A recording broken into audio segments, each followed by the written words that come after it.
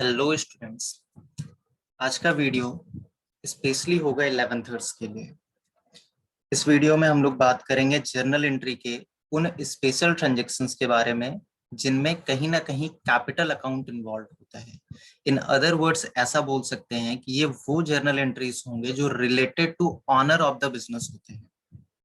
हम लोग जानते हैं एक बिजनेस एंटिटी कॉन्सेप्ट होता है।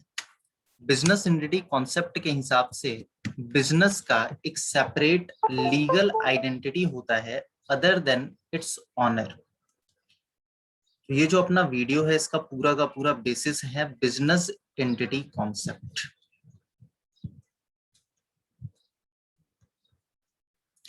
तो क्या बोलेगा, बिजनेस का एक सेपरेट लीगल एंटिटी आइडेंटिटी होता होगा अदर देन ऑनर। तो फिर ऑनर से रिलेटेड ट्रांजेक्शन हम लोग जानते हैं कि जो अकाउंटिंग होता है वो as per business point of view होता है। तो फिर ऑनर से रिलेटेड ट्रांजेक्शन का रिकॉर्डिंग कैसे होगा, एक एक करके हम लोग आने वाले वीडियो में, आने वाले सीरीज में हर एक टॉपिक के ऊपर जर्नल एंट्री समझेंगे। परचेज से रिलेटेड जर्नल एंट्री कैसे होगा, सेल से रिलेटेड। अभी अपना फोकस होगा ऑनर से रिलेटेड जर्नल एंट्री के ऊपर। तो शॉर्ट में लिख ले journal entries related to owner. Owner से रिलेटेड जर्नल एंट्री कुछ पर्टिकुलर कैटेगरी में क्लासिफाई किया जा सकता है, जैसे स्टार्टिंग बिजनेस। जब बिजनेस स्टार्ट होगा तब ऑनर से रिलेटेड जर्नल एंट्री आएगा। इंट्रोड्यूसिंग एडिशनल कैपिटल, जब एडिशनल कैपिटल इंट्रोड्यूस करना होगा बिजनेस के अंदर तब ऑनर से रिलेटेड जर्नल एंट्री आएगा। And third, drawing. जब कभी भी ड्राइंग होगा तब ऑनर से रिलेटेड जर्नल एंट्री आएगा।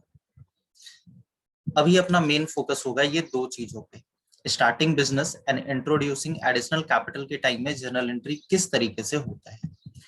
तो इस छोटे से वीडियो पे बस दो जगह पे फोकस रहेगा। पहला ट्रांजेक्शन जहां पे स्टार्टिंग बिजनेस हो, जब आप जर्नल एंट्री सॉल्व कर रहे होंगे अपने बुक्स में तो सबसे पहला ट्रांजेक्शन आपको यही दिखेगा, starting business, started business, commenced business with cash. जब हम लोग इस स्टार्टिंग बिजनेस का बात करते हैं तो स्टार्टिंग बिजनेस भी दो टाइप से क्लासिफाई होता है। एक जहां पे बिजनेस स्टार्ट हुआ है ओनली विथ कैश, बिजनेस शुरू किया है बदले में बस कैश लगाया और कुछ नहीं।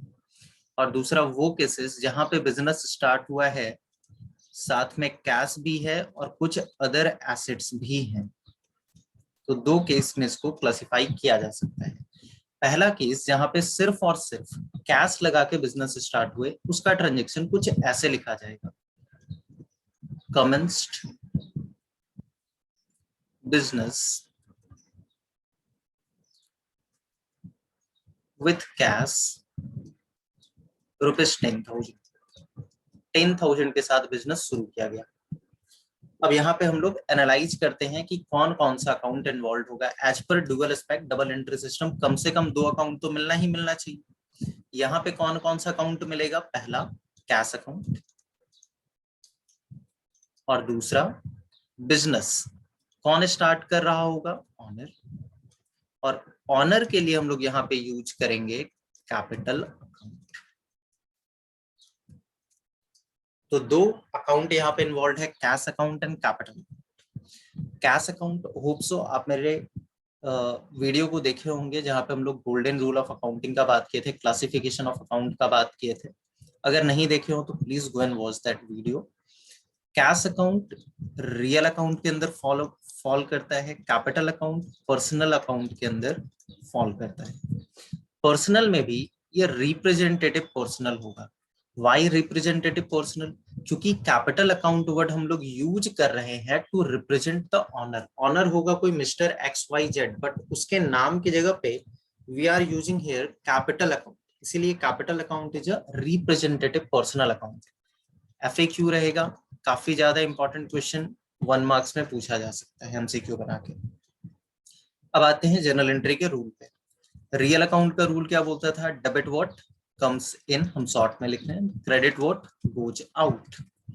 अगर कैश देखे बिजनेस के पॉइंट ऑफ व्यू से, पहले भी बताया अकाउंटिंग बिजनेस के पॉइंट ऑफ व्यू से होता है, तो कैश बिजनेस के अंदर आ रहा होगा तो हम लोगों को कैश डेबिट करना चाहिए। ऑनर दिया, बिजनेस के अंदर कैश आया, डेबिट करेंगे।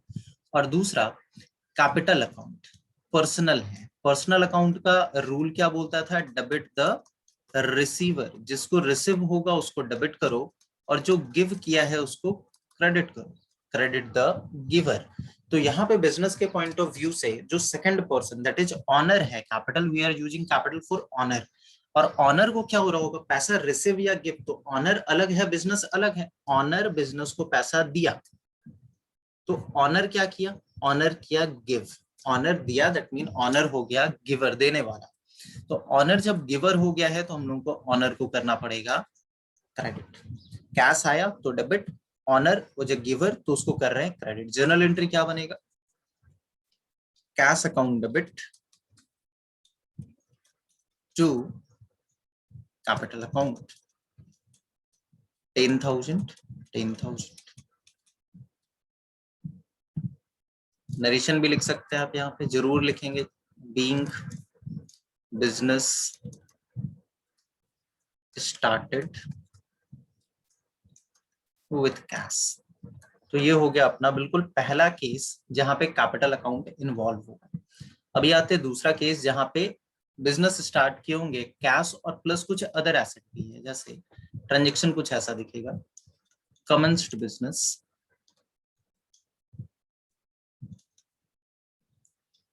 With cash 10,000, furniture 20,000 and a building 80,000।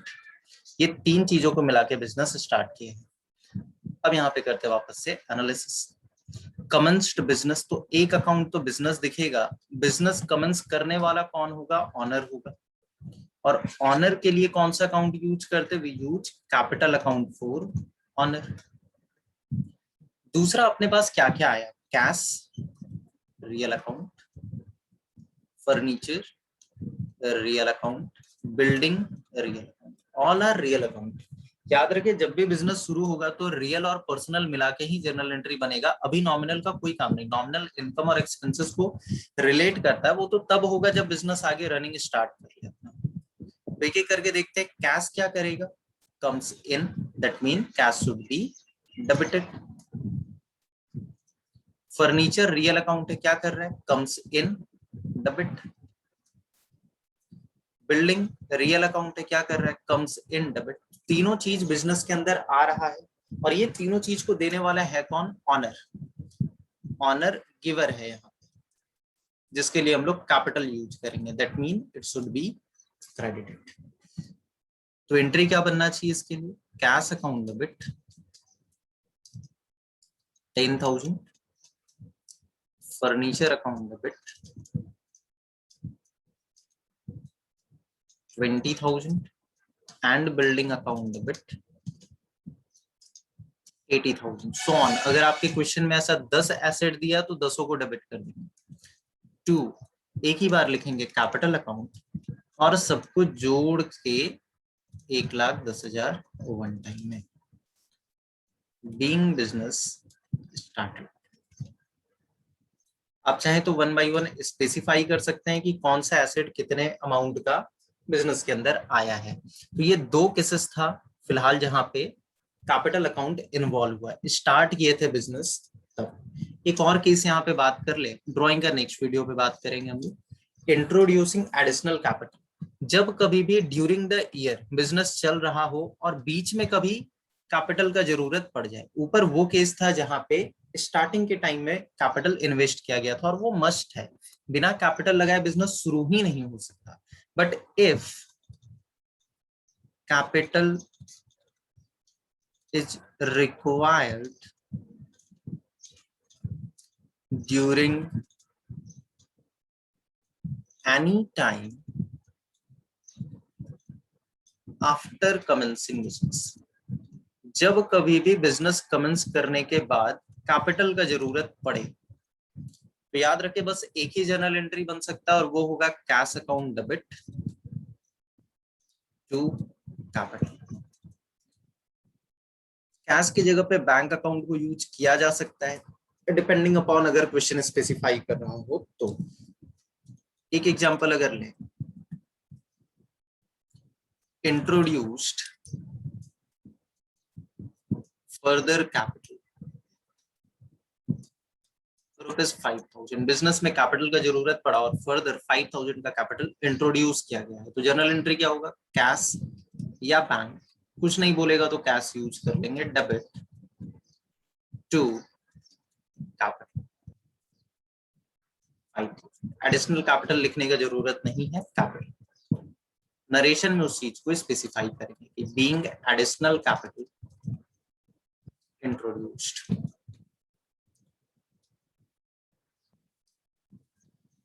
अब आपके लिए कुछ वर्क देते हैं, आप एक बार इन ट्रांजेक्शन्स को ट्राई करेंगे खुद से सॉल्व करने। पहला, started business with cash 5,000, plant 20,000, bank 25,000। और दूसरा, इंट्रोड्यूस्ड फर्दर कैपिटल 10,000। ये दो आपके काम के लिए। होप सो ये टॉपिक छोटा सा आपको जरूर समझ में आया होगा। नेक्स्ट टॉपिक में हम लोग बात करेंगे ड्राइंग। तो अभी कैपिटल से related transaction, then drawing, then अभी बहुत सारा वीडियो आने वाला है। तो do like the video, subscribe the channel and share as much as possible. That's it. I'm signing off.